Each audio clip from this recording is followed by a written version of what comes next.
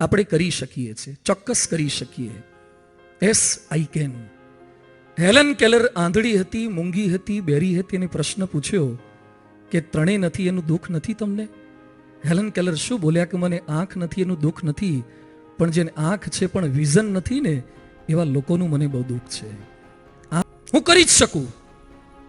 અને એવા લોકોની વાતો ન સાંભળો જે તમને અટકાવે, જે તમને રોકે, જે તમને પાછા પાડે. હું કરી જ શકું.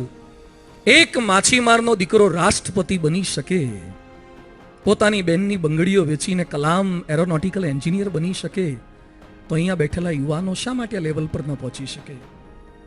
સેકન્ડ થિંગ છે ડેડિકેશન.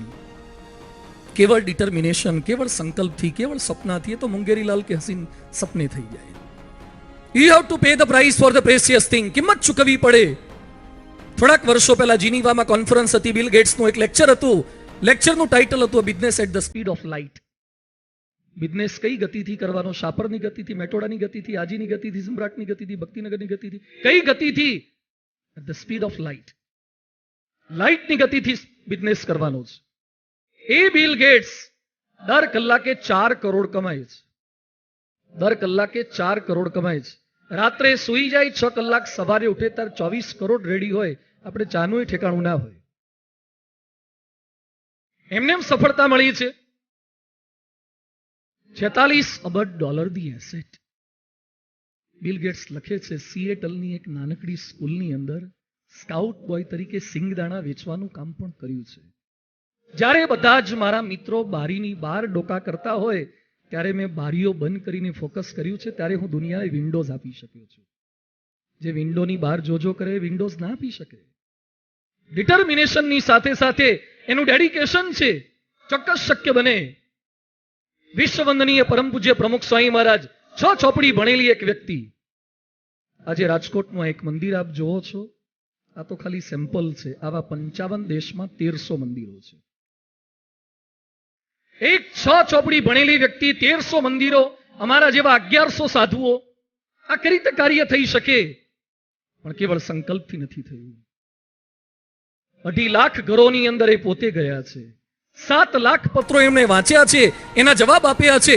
18,000 ગામડાઓમાં ગયા છે. ગુજરાતનો, ભારતનો કયો વ્યક્તિ 18,000 ગામડાઓની અંદર વ્યક્તિગત રૂપે ગયો હોય? સફળતા એમને નથી મળતી. સખત પુરુષાર્થ એમણે કરેલો છે. એડિસન હોય, ન્યૂટન હોય, કોઈ પણ વ્યક્તિ એમનો પુરુષાર્થ એમને આ લેવલ સુધી પહોંચાડે છે. લોંગ ફેલોએ બહુ સરસ વાત કરી છે. The heights by great men reach and kept were not attained by sudden flight.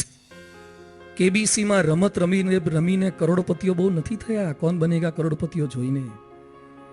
એ તો એની જાત મહેનતથી આગળ વધ્યા છે. ક્યારે આગળ વધી શક્યા છે? નેપોલિયન લખે છે 32 વર્ષે જે અડધું વિશ્વ જીત્યો તો એ નેપોલિયન લખે છે મારી સ્કૂલના બીજા છોકરાઓ જ્યારે રમતોમાં વ્યસ્ત હતા ત્યારે હું યુરોપના નકશાનો અભ્યાસ કરતો હતો. યુરોપના નકશાનો અભ્યાસ કરે. ડેડિકેશન ત્યારે શક્ય બને છે. નિષ્ફળતા મળશે સંકલ્પથી, કેવળ થોડા ઘણા પુરુષાર્થથી સફળતા ન પણ મળે. નિષ્ફળતાની વચ્ચે ટકી રહેવું છે. 10 સપ્ટેમ્બર 1964 ચાઇનામાં એક બાળકનો જન્મ થયો. ભણવા મૂક્યો. 5મામાં 2 વખત નપાસ થયો. 8મામાં 3 વખત નપાસ થયો. કોલેજમાં 3 વાર નપાસ થયો. હાર્વર્ડ યુનિવર્સિટીમાં એપ્લાય થયું.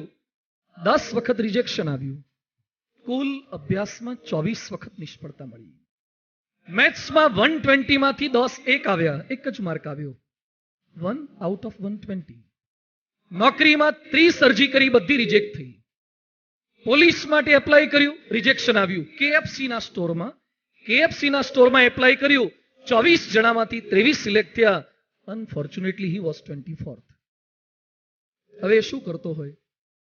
પાનનો ગલ્લો ખોલીને બેઠો હોય, ચાપડી ઊંધિયાની લારી કરી હોય. એ માણસ પાસે અત્યારે એસેટ છે $23.82 બિલિયન. 50,000 લોકોને રોજી રોટી આપે છે. હમણાં હોંગકોંગમાં એક મકાન લીધું છે 1300 કરોડ રૂપિયાનું. એનું નામ છે અલીબાબા ગ્રુપના જેકમાં. અલીબાબા ગ્રુપનું જેકમાં.